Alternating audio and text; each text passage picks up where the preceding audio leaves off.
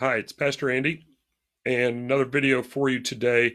Uh, as I was thinking about the video that I recorded yesterday about our need to be welcoming and the fact that, many times as Christians, somebody might come to the party late, so to speak, or as we're dealing with this current challenge of COVID-19, people looking to pray and people looking to Bible and we're like, well, if you'd have just listened to us before, and again, I can understand a little bit of that reaction because we're thinking of fairness and all that kind of stuff. But God's not worried about fair. God's worried about being just, and ultimately just in this case is that you're either on the right side or you're on the wrong side. It doesn't matter when.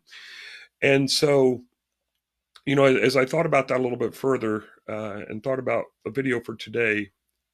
Today is Wednesday, and it's the Wednesday of Holy Week. And of course, uh, if you really dig down deep into it, it's impossible to know the exact sequence of events when the Last Supper happened, what day did Jesus die. I know we call it Good Friday, but there are so many challenges in understanding the four Gospels and how they relate in this and the timing of it. And uh, personally, I just throw this out there. Personally, I believe Jesus died on Thursday, not because of the 3 days. I know the Jewish understanding of the 3 days, but there's just so much of a challenge in understanding, and there's been all kinds of research, but we just don't know.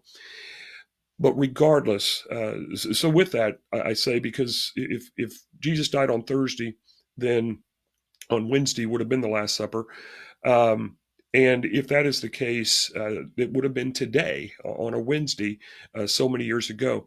And regardless of what had happened, here's my point: Jesus was welcoming, and Jesus ate dinner.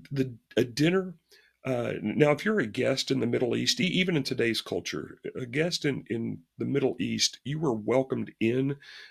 You got to have a meal with people. You might be able to stay with people, but a meal is one of the most intimate things that we do together as strangers, or I should maybe not strangers, but as non-family members. Obviously, family members come together for a meal now more than ever before, during this challenge. But family members come together for a meal. But when we invite others into our home, or when we go into other people's home, there's an intimacy about that process. There's an intimacy about having a meal with another person.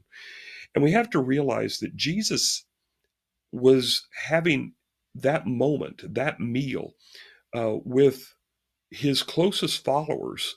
So it would have been a very intimate time of friendship, but it included Judas. And he had that intimate moment with Judas, knowing that Judas was about to betray him. And um, it's not that Jesus wondered, or well, this was going to come out later. It happened during the midst of the meal that Jesus said, "Go do what you have to do."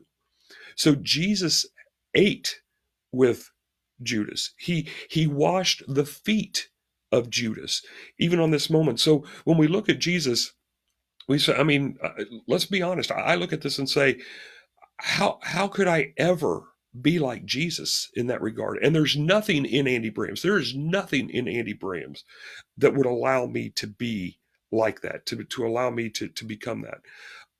But there is Jesus. And so, again, as we think about fairness, as we think about goodness and all of those things, we say, well, yes, this is who I am. But then we look at the model of Jesus and we say, wow, is that what follow me means?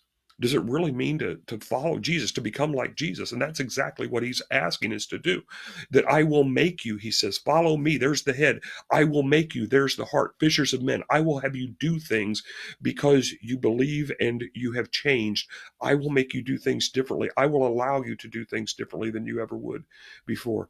So again, as we think about people coming late to the party, and maybe it's authentic and maybe it's not, that doesn't matter.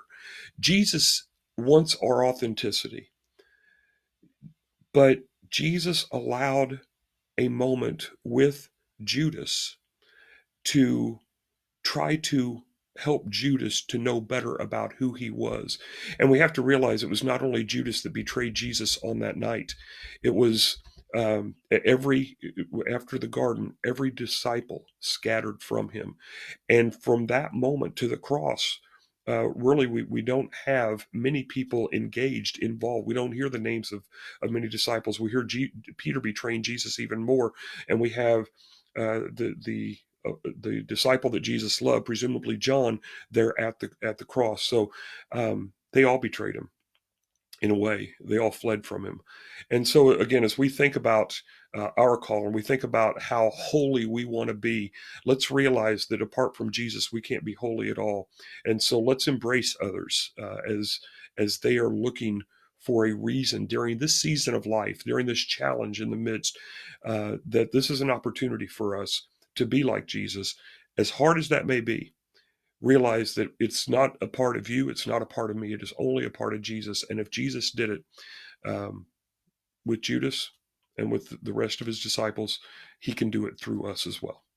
We'll have our Bible study tonight, and we'll look a little bit more at the Lord's Supper as we, in the Last Supper, as we talk about the words "this is" and how Jesus absolutely interrupted the disciples' thinking when he changed the "this is," and how he also played in line with what God had said earlier in the Gospels. I hope to see you tonight at our Bible study, YouTube Live at 6:30 p.m.